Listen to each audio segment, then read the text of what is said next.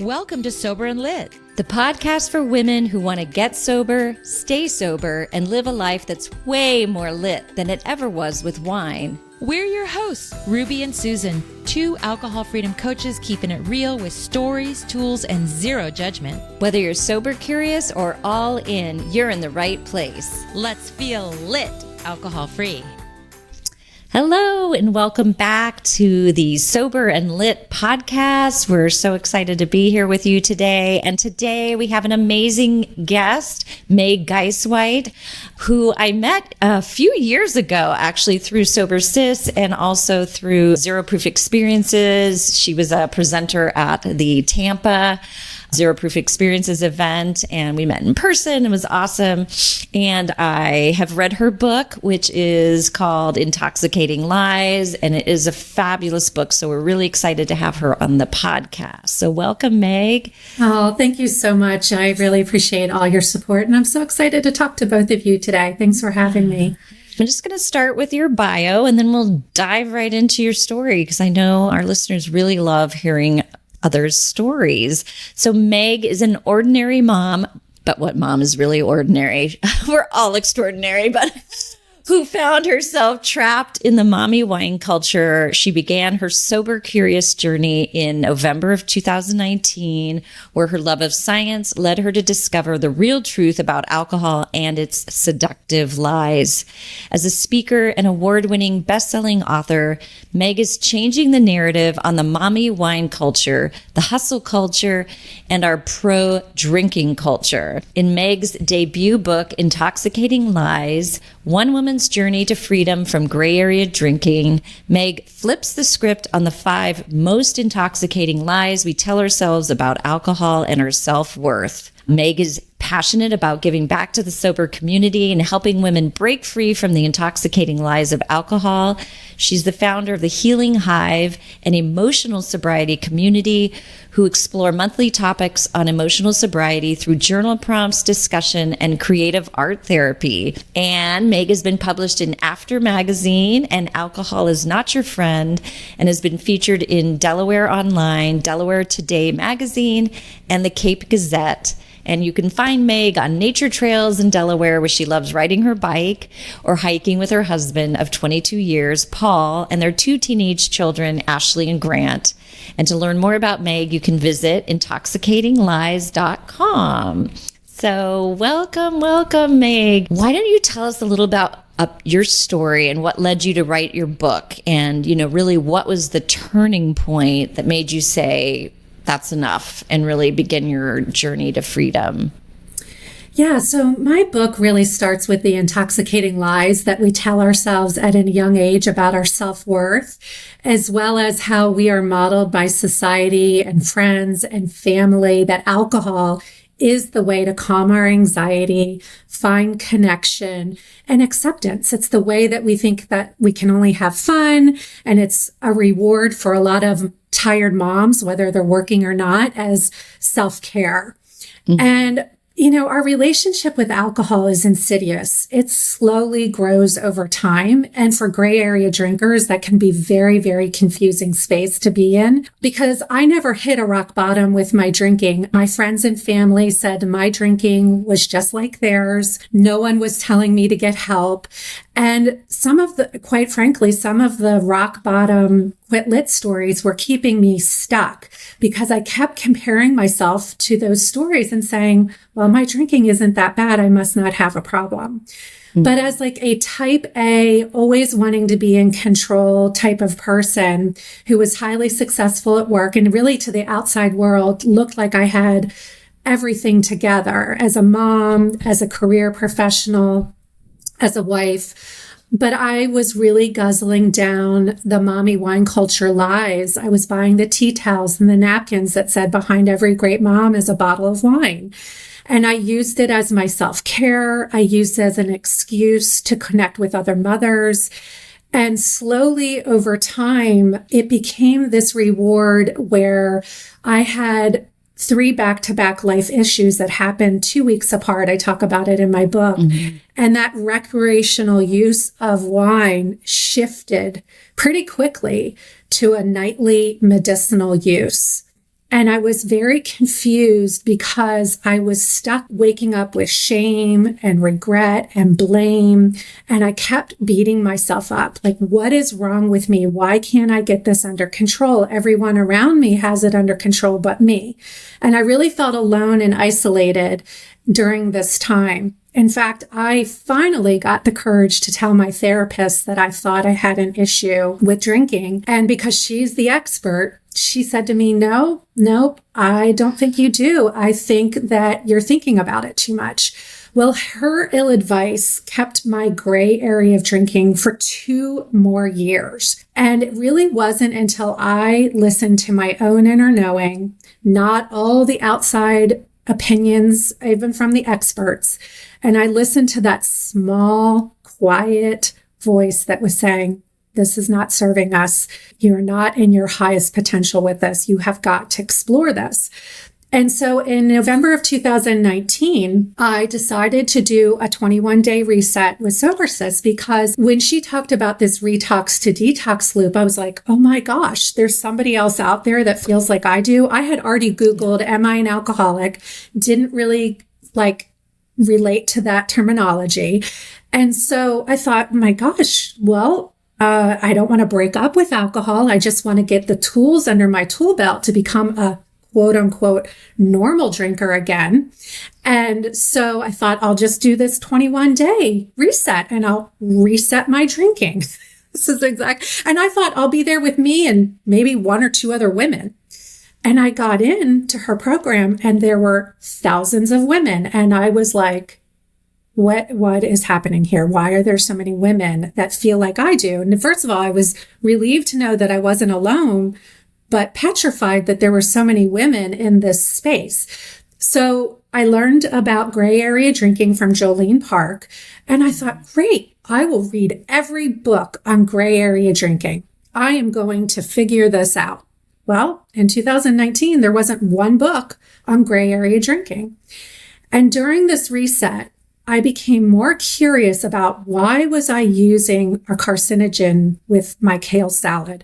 Why was I having a depressant to celebrate a wedding? I'm reading this Naked Mind by Annie Grace going, wait a second. No one told me this was linked to 7 types of cancer. No one told me that this is a depressant on my nervous system. And so I kind of started questioning myself, like, here I am blaming and shaming myself every day. I'm not alone. This is a highly addictive carcinogen that is literally pouring gasoline on my anxiety. It's making motherhood harder. And so I was journaling throughout this entire time of curiosity. And the girls in my group said, Meg, you really should write a book. And I felt this invitation from the universe, like, you have to get this out right away because there are no books on gray area drinking. And there are all these women who are stuck and feel alone. We don't talk about it. And here, gray area drinking had been in the medical literature at that time in 2019 for over a decade. And I'm in pharmaceutical sales, so I love science. So I'm sitting here thinking, wait a second. This has been in the medical literature for a decade and we are not talking about it and there are no books on it and we're blaming ourselves about this. Like, this has got to get out. And so when I no longer wanted my kids to do sports in the evening so that I could come home to my rewarding glass of wine, that was my rock bottom. That was when I knew this substance was in control of me. And that other women were in the same place and feeling so shameful and alone. And I thought, no more. We have got to start talking about gray area drinking. We need to scream it from the rooftops because it's this vast, wide category and it's an epidemic for women. Yes. Oh my gosh. You're so eloquent. And to your point about Jolene Park, we've had her on the podcast and she defined gray area drinking for us. But at that time, what did you think gray area drinking was? What is your definition? So I like to use the analogy of my husband's side of the family. They are what you would call take it or leave it drinkers on the one end of the spectrum, which is like, They may have a glass of wine to like celebrate Christmas. They'll literally split a beer. Like they could take it or leave it. They won't finish the drink. They never have more than one. It's just not something that they think about. They could literally take it or leave it. Then on the far side is alcoholism. So we now know in the medical literature, there's no such thing as a quote unquote alcoholic, although I know people do identify with that and I respect that. But true alcoholism is a physical dependency where you would need a medical detox. And we know that's only about 10% of the population. Everything in between those two places is gray area drinking, which is just this vast, wide space on the alcohol use disorder spectrum that we're not discussing. And there's so many people in there. There might be somebody who's a lighter shade of gray, just wants to quit for the health of it, doesn't drink really that often, but more than a take it or leave it. And then you could be on the darker side where you're starting to get DUIs. You're starting to, wake up and want it in the morning or drinking during the day.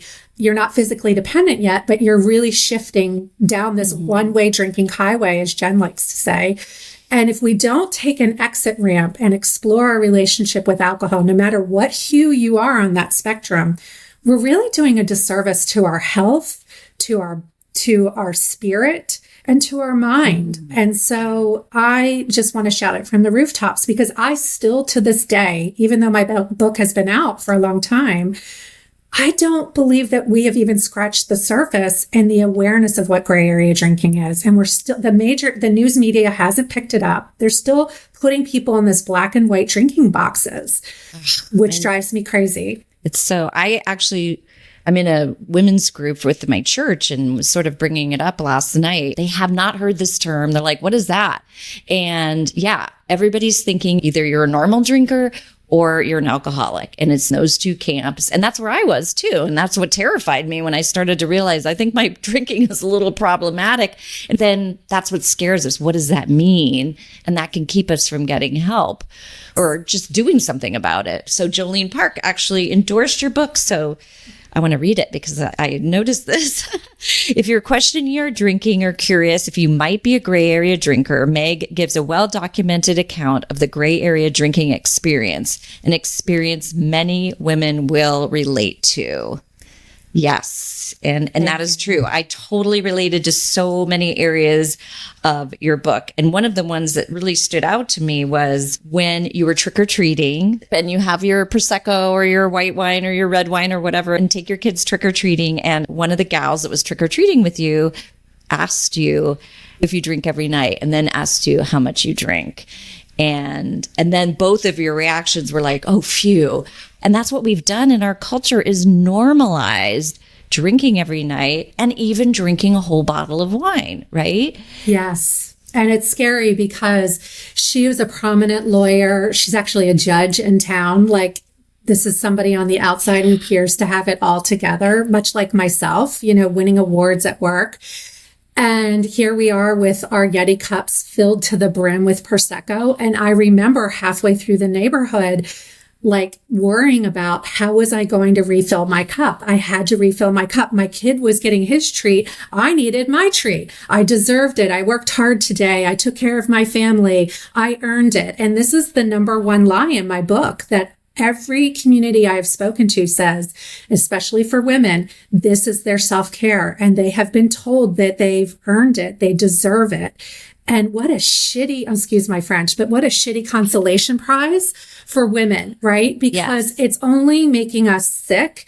It's making us tuned out from our own inner knowing who is guiding us to the truth.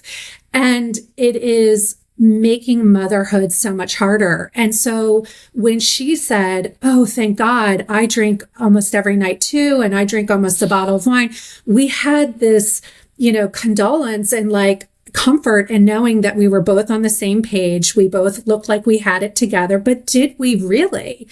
And when I say to somebody, I had 3 glasses of wine, they're like, oh, me too. But if I say to somebody, I had a bottle of wine, which 3 big glasses of wine is a bottle of wine, they look at you like, you drink a bottle of wine? And I'm like, but it's the same as the 3 glasses. Like no one's measuring the 5 ounces that is a typical pour. No one's doing that at home. And we count by the glasses. Well, I can tell you my pours were, and I would find like the biggest wine glass. Right. Yeah. To normalize, well, I only had 2 glasses or I only had 3 glasses, but I'd turn around and the whole bottle was empty.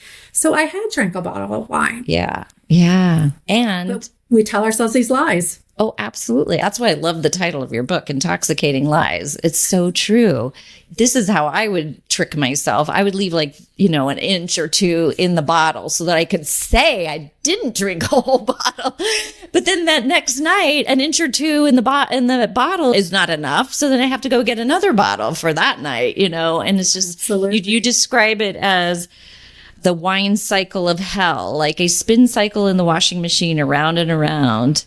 I'm just going to read this because I think people will really identify with this paragraph. I went often waking up in the morning groggy and disappointed for having a few once again the night before. I would spend the day working off my slight hangover with bad food choices in the morning, healthy food choices the rest of the day, coupled with a punishing, strenuous workout after work to clear out the toxins to make myself believe I was in control. Yet after all that undoing, I found myself saying again, I'll only have 1 glass to unwind and relax.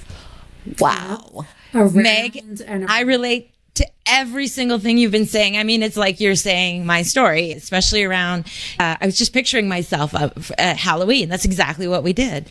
But what happens is my friends would start to, not only 1 bottle, it would go up and up. And then we kind of one up each other and it's all normal. Yep. Let's open that second bottle. Let's open that 3rd bottle. Yeah. It just keeps going up for me. Yeah. Right. Yeah. And it just, we're like, oh, thank God they drink just like I do. Right. And this is why misery loves comfort, and people who drink want to be around other drinkers because it normalizes this behavior. And this mommy wine culture really drives home that, women need this in order to survive parenthood. And it's this permission slip to check out. It's a permission slip to say, this is hard, and here we can connect on it. And here's how we can deal with it. And it's just this cyclical hell to get out of because we don't realize that we're guzzling down a highly addictive substance. And then we don't talk about it and we shame and blame ourselves into believing that we're the only ones who can't get this under control. And it's such an intoxicating lie. And we do this comparison lie where we will always find somebody who can drink more than us, that had more than us, that has a worse story than us. I mean, if you look at Matthew Perry, that's probably the worst story I've ever heard. So there's probably people who are in alcoholism are like, well, I'm not that, and so you can keep yourself stuck no matter where you are on that spectrum by comparing yourself to these other stories. It doesn't matter because, like you said, Susan, no amount of alcohol is safe. No amount. So yeah. People don't believe that, though. Mm-hmm. I mean, when I have conversation, they don't. They just give me this look like, but we need to keep talking about it because I was going to ask you the question, why do you think so many women stay silent about their drinking struggles, even when they sense something's off? But I think we've already answered that in our conversation. It's because of the shame and blame and thinking, oh my gosh, if I admit or even talk to anyone about it, that means I'm over in this camp. If we go back to the 2 camp theories, it's normal drinker or alcoholic. And so that means I might be in this camp. And then what do I do about it? So that's why it's so much more important to be talking about it instead of staying anonymous. Talk about it so that it normalizes struggling with alcohol and then getting free. Right. We have to destigmatize it. And the other thing I will say as women, we are always told to look outside of ourselves for approval and validation, right? Since we were little girls, be the good girl. Oh, you're too much. You're too skinny. You're too fat. You're too aggressive. Right? So we always blame ourselves first. I mean, it just, for so many women, this is how we've been trained. And again, it's an intoxicating lie because we know as women, our inner knowing, our intuition is stronger than men's. Like men have it, but we have, like, as a mother's intuition, right? We have this gift within us.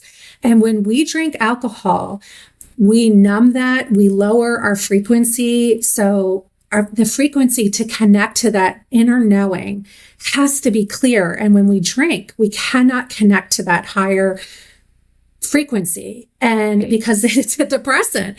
And I remember starting every single day at a deficit, always working it off. I remember going for bike rides, 20 miles. I don't have a problem. Look, I just biked 20 miles. And you know what I would do at the end of the 20 miles? I would go to the bar and get a glass of Prosecco to reward myself. Like, make it make sense. It doesn't even make sense. I know. I know. Well, so how can you reconnect with that inner knowing, with that inner voice, even if you are struggling with your drinking right now, a woman listening to this podcast, how can you really reconnect with that inner voice and really listen and then follow?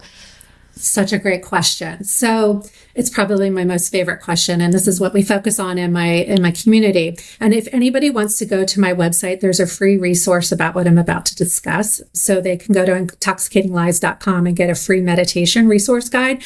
Because what I hear from women is, I'm not a Zen monk. I don't know how to slow down and meditate, but you have to slow down, and you need to take like 5 minutes to just be in a quiet space where you can hear your inner knowing. So how do we do this? We can put on a sound bowl to kind of block out any noises we might be hearing, the kids in the background, the dog barking, the traffic. Put on a sound bowl, no lyrics. Sit at a window is like where I like to meditate. Close your eyes. If you can't concentrate and you have the monkey mind, which is very, very normal. Very normal. We are told, again, another intoxicating lie, hustle, grind, stay busy, earn your worth, prove your worth, right? As women, we're constantly doing this. So this is going to feel like counterintuitive. It's okay. Like, okay, I see that monkey mind. I see my thoughts going from branch to branch, totally normal. Imagine them just kind of swinging through the jungle. If you cannot concentrate, focus on a candle and focus on the flame. And that will allow your body to kind of focus on something because the mind is going 100 miles an hour. And then I will tell your listeners, have your journal nearby. And this is based on Elizabeth Gilbert, who's one of my favorite writers. I don't know if you follow her Substack, which is called Letters to Love. Mm-hmm. But dear unconditional love, dear creator, dear God, whatever it is that you believe in, dear source, what would you have me know today? And just get quiet and still. And you will not, I have chills right now. What comes up is all the answers that you're looking for outside of yourself. The reassurance that you are whole, you are perfect, you are complete. It is the God within, the source within. It's all within you, except we are a society that is trained to look outside of ourselves for approval and validation, but it is all within you. We just don't take the time to slow down and hear it. It's hard at first, but I promise you, every day you do this, it will become more and more clear. That voice will grow stronger, and you will hear guidance of exactly what you need to do. I have my community members do, Dear Joy, what would you have me know today? Because as women, sometimes we don't even know what our deepest desires are. We're so people pleasing and dealing with everybody's problems and nurturing and caretaking. What is it as a little girl that you loved to do? Did you love to ride your bike? Did you love to go out in nature? Did you love to paint? Did you make music? Go do that and listen to her, because she wants to speak to you, but you're not going to hear her voice if you're drinking and if you don't slow down. And so these hard emotions that come up, and they usually take about 90 seconds to flow through you. And sometimes my journal was full of cuss words and full of pain, but that's okay, because that little girl within me just needed to be heard. And that's so much of what we need to do for ourselves. And we aren't taught this. This is what Elizabeth Gilbert calls the Earth School. Oh, I love that. I love it. Thank you for sharing this with our listeners. I'm just writing everything down. Jolene Park talks about it in her Nourish work, which is sitting in silence, just taking, like you said, just sit in silence and see what comes up. Because with all the noise and the hustle culture and everything, we just don't take the time to listen. So if we want to hear what our inner knowing is telling us, we have to listen. We have to listen. And I really encourage getting out into nature. So I just saw the acronym in Liz Gilbert's new book. God stands for go outdoors. And when you go outdoors, you have this natural just healing that you will feel. And so I encourage my members to go sit under a tree. If you can put your back up at it or your feet on it, take your journal. Dear nature, what would you have me know today? And boy, some of the things that come out are just so beautiful. I love that. Yeah, That's I love so going beautiful. and putting my feet in the grass. Yes, grounding. Me too. Grounding. Yeah. Yeah. Ruby and I talk about that on the podcast. So another thing that comes up in your work is, and in your community, it's called the Healing Hive. Is that correct? Yes. Is emotional sobriety. And so what is your definition of emotional sobriety, and how is emotional sobriety different from just quitting drinking or abstaining from drinking? So once alcohol was no longer an issue for me, meaning I had done the work to overcome the cravings, to understand scientifically what alcohol was, to rewire my brain that every time I thought I should have a drink or needed one, that it really wasn't serving me. Once I got through that phase, which was about 6 months to a year, I craved a space to be with like-minded women where we could explore the topics of emotional sobriety. So what does that mean? I break it down into 3 parts in my community. One is the unlearning of all the conditioning and things we've been taught as women, and the rediscovery of who we truly are. That's the first thing. So I will share one of the most important things that transformed me on my journey in a minute, but I just want to tell you about what emotional sobriety is. So it is the patterns and the coping skills that we used really at the root of our drinking that kept us stuck in these emotional loops of having to use alcohol to numb out. So I love, again, what Elizabeth Gilbert says in her newest book, All the Way to the River, which is emotional sobriety is no longer abandoning yourself. It is where we learn to sit with these feelings, honor these feelings, and move through these feelings. Now, my sister is on the call. She's a licensed therapist. It's not like I go in and play coach and just leave people hanging. There's a lot of trauma, and there can be big T trauma and little T trauma. And so working with a life coach like yourselves is critical, and I'm a huge proponent of that. But the other thing that happens is we start to do this healing work together, and we have to find joy once again. So joy is as important as the inner work. So we start off going deep dives, and then we spend about the next middle part of the year together learning all about how to find our joy, because that is just as important. And then at the end, we learn about the truth of who we are, because women come in and they say, I have no idea who I am. I've been living for everyone else, and I couldn't even begin to tell you who I am. The art therapy that I do within my community, I have one woman, this is a very sad story. There are no baby pictures of her. She has been told repeatedly by her parents she was unwanted, unloved, has no worth. I mean, it's very, very sad. And so she's not only working with my sister, but we started doing this thing called heart journaling, where you grab things from magazines, pictures that speak to your soul, speak about who you are, maybe the pain that you're in. And we do these collages together online. This was the first time in her entire life that she was able to express her pain, was through this artwork. So it was profoundly healing for her. We do another art therapy called neurographica, which we set an intention on the back of the page. And then we do this, it's these lines that rewire the neuroplasticity of our brains. We know that our brains are neuroplastic, right? And it literally rewires places that you were stuck. And I have a certified neurographica coach on the call that takes the women through this. We also have intuitive painting, where women are painting with their fingers and just like getting immersed in the colors, and they don't have to do it. They've been told their whole life they're doing it wrong. And for the first time, there are no rules. There's no rules. So they're having all this fun, and they're like, oh my God, I didn't know that this little girl was in me.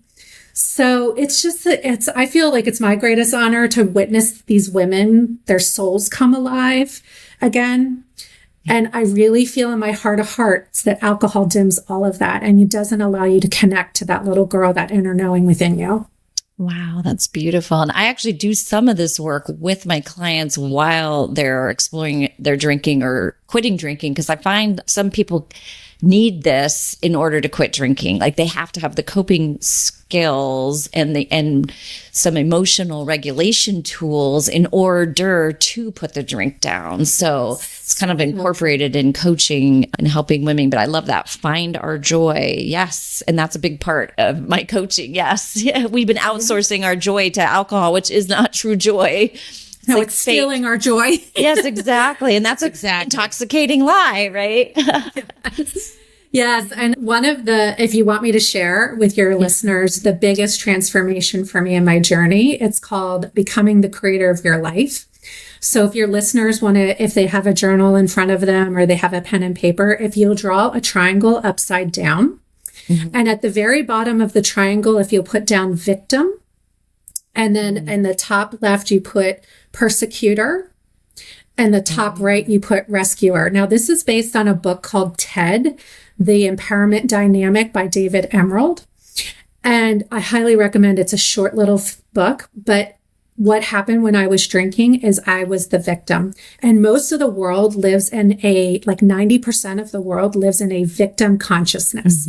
So woe is me. I deserve a drink. Well, I can't believe that they didn't XYZ and I judge them, persecutor. And then this is one of the things that happened to me. I'm on the Enneagram, a number 2, and almost a number 2, which means I'm a rescuer and I want to do it perfectly. I had to help everybody, right? So I would throw everything into rescuing somebody and just lose my own self. And then I would persecute when they didn't do what I wanted them to do because I had to control. I had to be in control. And then alcohol, I became the victim because I was using alcohol to numb all this. And so I just pinged-ponged my entire drinking life in this upside down triangle. And at the top, you write creator. And we get to choose that to become the creator of our lives by going down into the left hind side where we had prosecutor. Now we're going to put teacher. And what that means is that every hard challenge, every twist, turn, person, situation that comes into our lives is another freaking growth opportunity. So everything is always happening for our highest good, but we have to remain compassionate towards ourselves. And bad happens to me, and I hate to even use the word bad because it's actually good. I go, I wonder why this person's in my life. They came here to teach me something, and they are a teacher to me. And once I started reframing everything that was happening at work, in my marriage, everywhere, I was able to move through these growth opportunities at a much quicker rate instead of being stuck in a victimhood. And I became a creator with whatever it is you believe in, God, the universe, because I got support. So support is the other side of the triangle. So teacher, therapist, life coach, community, whatever it is, you're not supposed to do this work by yourself. It's very hard to do by yourself. You can get stuck a lot. So by being in community and working with coaches, I was then able to say, I get to be the creator of my life and co-create with the universe, with God. And life just started becoming so beautiful. It was like the alchemy that I was searching for the entire time I was drinking. But so many of us are stuck in that drama. It's called the drama triangle. Yeah. The one that's upside down. Yeah. What is the third thing you did? Creator, teacher, and the third thing on support. Support. Okay. So whether that's community, a therapist, a coach, a trusted friend, whatever it is for you, support. Yeah. I love the way you outline this, and it's the way I think too, but it's just so clear. I'm a visual person, so you're doing like triangles and I'm writing it down, and I love it. Thank you, Meg.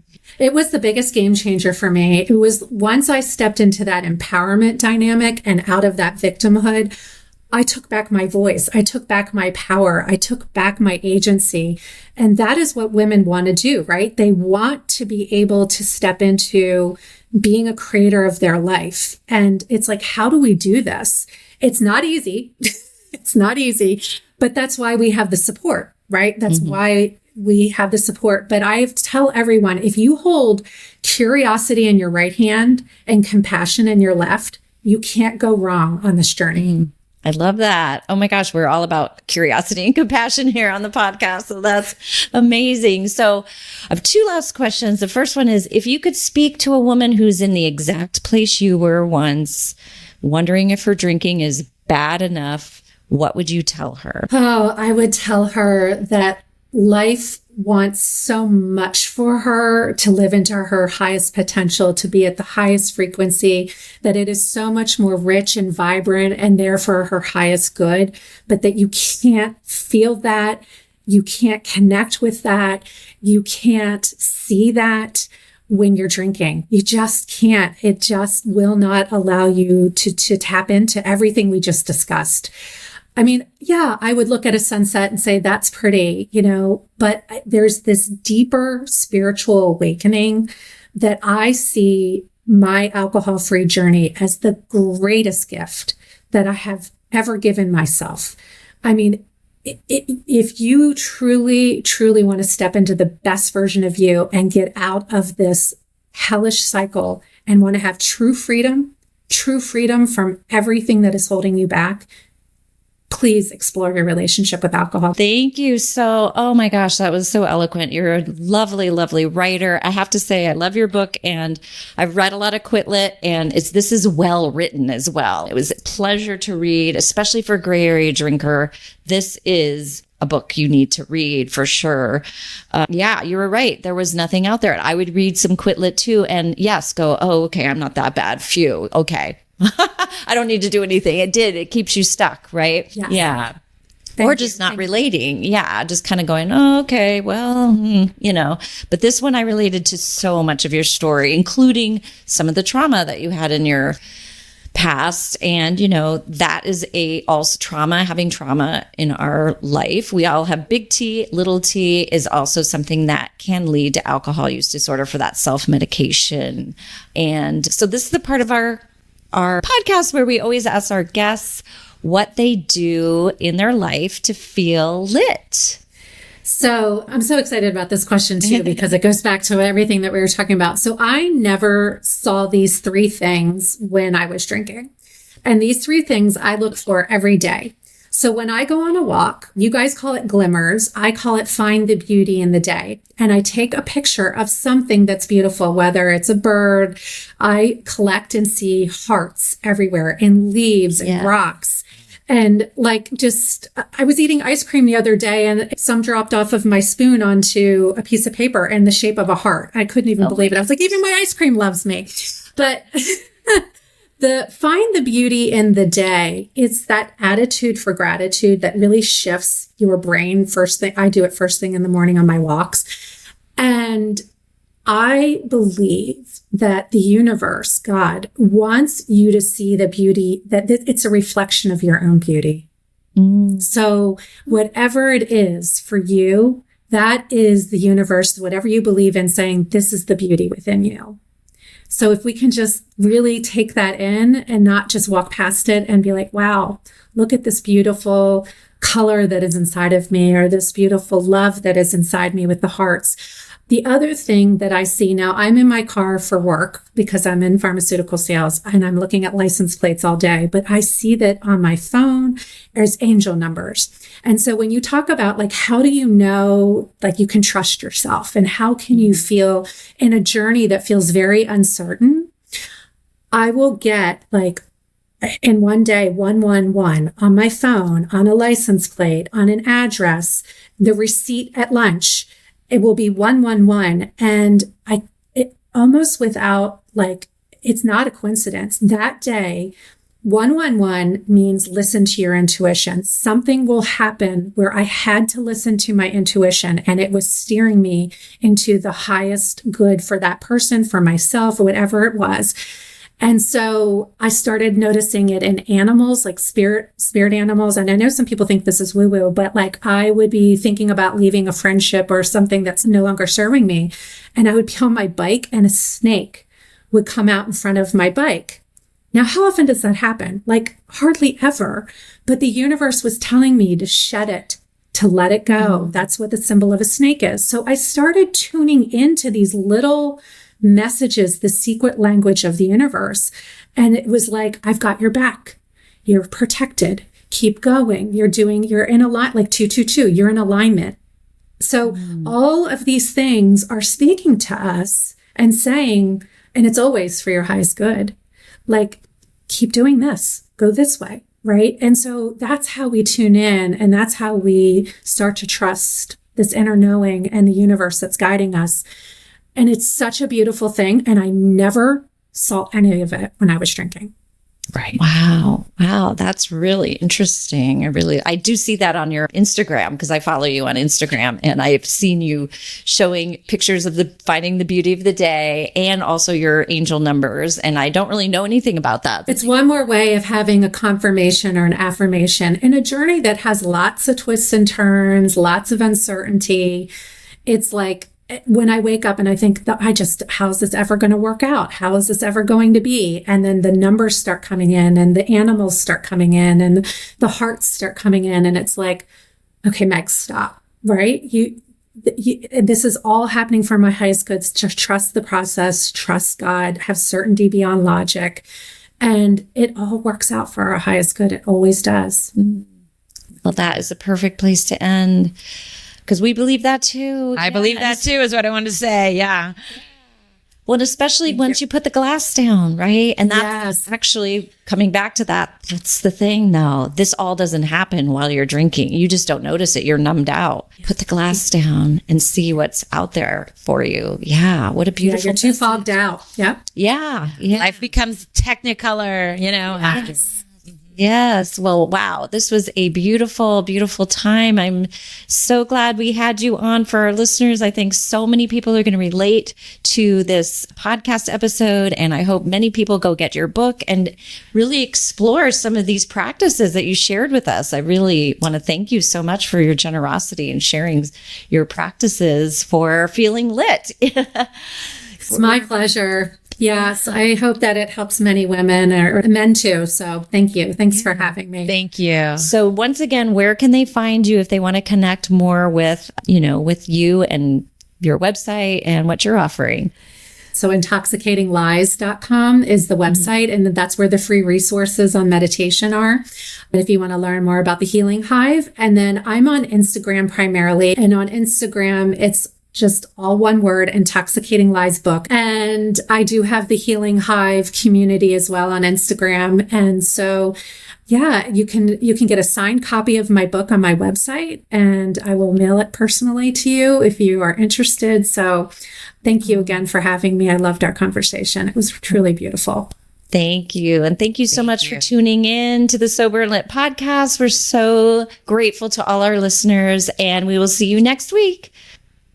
Thanks so much for listening to the Sober and Lit podcast. If you enjoyed this episode, we would love it if you would subscribe, rate, and review. It really helps get the word out. And remember, do something today to help you feel lit. See you next week.